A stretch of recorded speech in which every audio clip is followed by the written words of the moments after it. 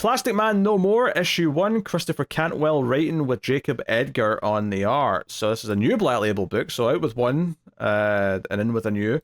So I don't remember off the top of my head how many issues this is supposed to be, but somewhere between 3 and 6 is what I'm going to say. It's a little oversized, just like Boy Wonder, about 30 or so pages for this. And it does kind of a flashback at the start just to set up if you don't know who Plastic Man is, you don't know his origin story. Hey, here he was a criminal, he was a thief. He went to prison, he got out on parole, fell into a vat of chemicals, and became Plastic Man, right? It's a nice little condensation of it. It gives a nice bit of time to the little heist that he's on at the start. Art's pretty fun, and then kind of like sort of speed runs a montage through like the rest of the steps to get to where we are now. But yeah, 20 years later it says, and he's with the Justice League, and a big part of this story is that he doesn't really feel like he's taken seriously by the rest of the League. They all just kind of like laugh at some of the things he says, even when he's actually concerned about something. Running gag here from Wonder Woman is that she just says, "Oh, Plastic Man, you're too much." Yeah. And that's all it is. But the actual plot of this, once it gets cooking, is that on the mission with the Justice League that he's on, he basically makes a big shield out of himself for this death ray thing that this villain Solaris has. Solaris who's aiming it at an orphanage. Yes, of course, because super villain. Yes. But he shields the orphanage with himself, makes a big sort of shield. But it takes a lot out of him. He feels a bit iffy about it. And later on, he falls asleep in his apartment. And when he wakes up, his arm's still stretched out. And the hand part of it is starting to melt, basically. Something's not quite right. So we get this insane visual of him wrapping up like a bag around his arm because it's just goop. He calls it his colostomy bag, too. And it's just like... it's a skill to write characters like Plastic Man because I feel like that person does have to be funny as well, because it's not just it's not just just on a typical superhero story. So the fact that I got some chuckles out of this otherwise kind of tragic story shows a real skill at knowing the character. Yeah, and he's asking the League for help, and no one really is paying attention to him. Detective Chimp comes in and says, "Hey, there's like a plastic scientist at Wayne Tech. Maybe go see them. Here's their business card." So he basically goes to this person as if it's his doctor, because she'll do a better job than an actual doctor given his, biology makeup and what it is now. And she basically reveals that he is dying, that the death ray probably sped it up, but there's a chance that this was inevitable from the day that he first got his powers, that he was always going to break down eventually and start to turn to goop. And it's like, okay, that's what this story is. Makes sense. The title's Plastic Man No More. But of course, as he's like sad later on, and he's like keeping like the goop that's melting from his arm in a bucket because he doesn't want to get rid of any of it, he starts thinking about his life. And we knew that he had a kid from the earlier montage of his life. This montage shows, it started off all fine, but he wasn't a very good dad. He was too tired from being like a superhero, so him and his wife split up. He's not seen his kid in years. But this is the moment of realization where he realizes, oh, my kid has the same powers as I do. Does this mean he's in danger of dying too? And that ends up being kind of the motivational part for the rest of the story here, is that he wants to reach out to his son and find out if he's in danger and warn him if it's an issue. Although interestingly, there's a little interlude here where it seems like his hand, like the goop that his hand was made up out of, seems to be crawling on its own in an alleyway.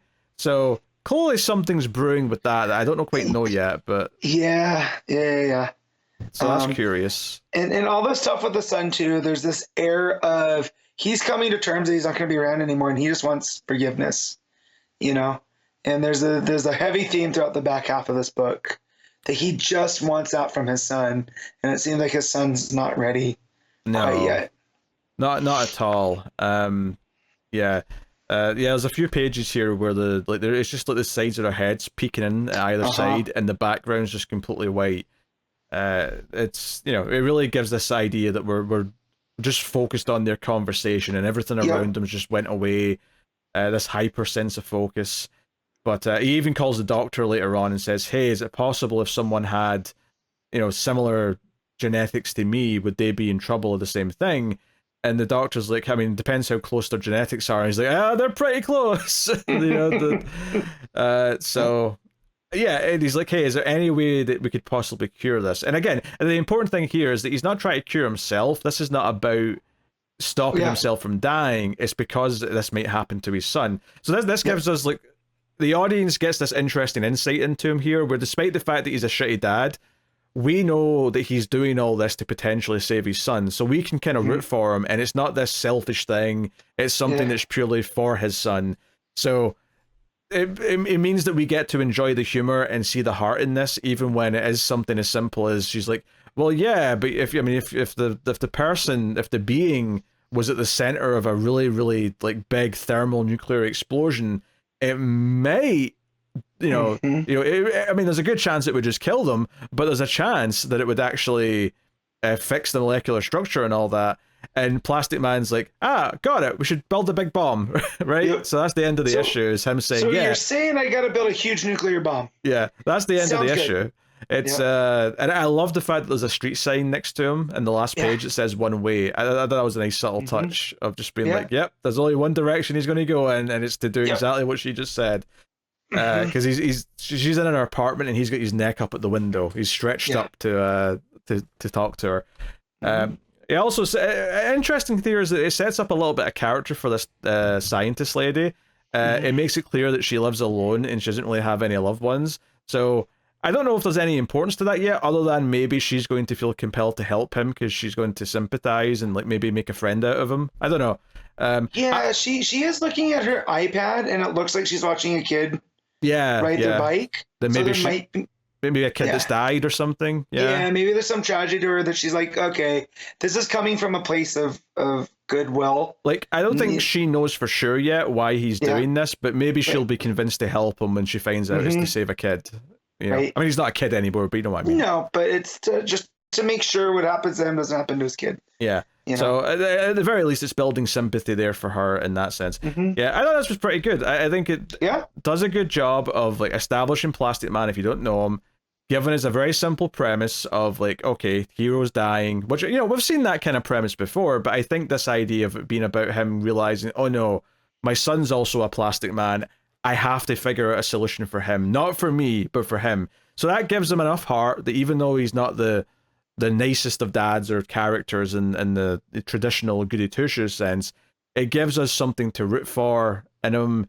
It gives us like some sort of heart. So even though he's being a goofball and he's saying dumb jokes, it's always coming from this good place, and that makes it easy to root for him. Plus, you've got just this visual comedy of like his arm melting away and like the hand going off on its own, and again, what's that hand going to end? I feel like that hand's going to be a big deal. The fact that the part that fell off is like sort of moving around on its own is kind of important.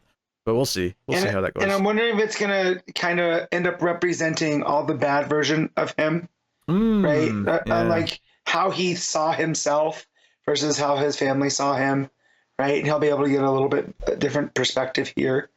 But yeah, because it definitely points out that he was a bad dad, but not a bad person. And I think that that's key here, that you still have that sympathy for him, and he does feel guilt over a lot of this stuff. So I think that's a lot of the key here. That might be the point where him and the scientist bond, like you were thinking. So, but yeah, I was very, very surprised by this. And then the art too is very good at these, like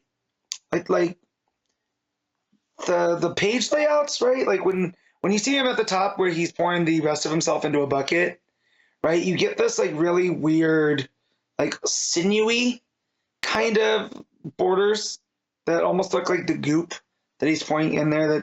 That's going over his past, and it's messy because his past was messy, right? Because then there's other things where like when he's stretched out and you're following his arm through the through his apartment and stuff, it's a lot more easier to follow. So I like when the art does that way, and it kind of breaks itself out of its normal type thing to show you like, hey, this is different for a reason, and again, all that goopiness there running through just drives home his state about it as well. Yeah, I think there's some other interesting just decisions. Obviously, we mentioned the bright white background for that intense conversation with his son. But even the scene where he's with the doctor the first time and she's explaining what's going on, and he's like, oh, so you're saying I'm dying? right? And then she sort of reiterates it. There's a panel there where it's just like, I assume the view from the window looking out at the park in Gotham. It's basically Central Park, but I think it's maybe Gotham. And he says, I'm dying, and it's just the speech bubble's just floating on that visual of the park outside. I think there's some interesting choice here to show how detached he is in this scene as he's hearing this. Like, you know, the first page with, or well, not the first page, the first 2 pages with her, you know, it's all these close-ups of him. He's laughing, he's cracking jokes, he's asking questions. But when it gets serious and he realizes that he's dying, all of a sudden, it's, you know, that visual looking out the window. It's like these panels of him sitting in the window, and it sort of turns to silhouette. It starts to feel colder. It starts to feel more detached. Like, I think the framing choices and what's in the panels is kind of emphasizing like the mood change as he realizes what she's saying to him. I think it does a good job of like helping tell that story.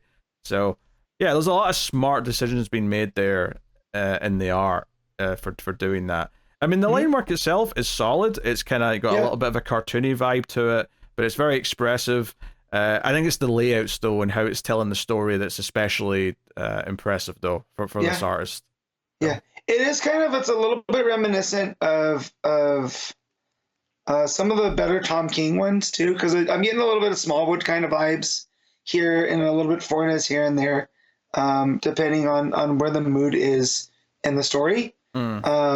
So, because again, not Fornes. Who did Danger Street? Was that Fornes?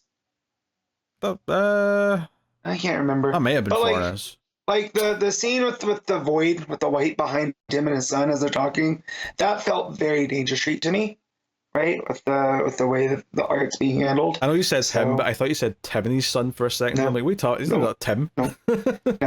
Although if there was somebody that I know that would end up Plastic Man, Tim is very much there. Dear. Know, he's Yellow Brian-esque.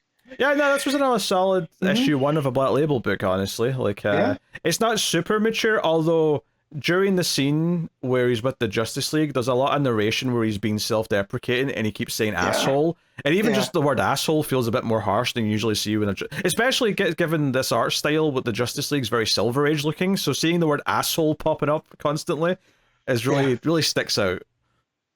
So because you don't really see that as much, right? We see other words pop up here and there, but that one especially, that was a bit jarring in a good way. Yeah. All right. What are you giving Plastic Man No More? I'm gonna give this a solid 8. Yeah, I think I'm inclined to agree with that. Good start. I'm actually interested in where this is going, and it's just cool to explore a character. Not that I'm saying this is up to the quality of some of those Tom King minis, but in a similar way, it's like, it's nice to explore a character that doesn't usually get a lot of time, and feel like I learn a lot more. I mean, this even though it's like a sort of later days story, it might achieve a lot of what Boy Wonder did in the sense that, this is going to be a good story to say, hey, if you want to get into Plastic Man, here's a Plastic Man book you can read. That's 4 or 5 issues, whatever it is. Did you check? So this is 3. 3, okay. So, that's fair. Okay, 3 issues. Yeah.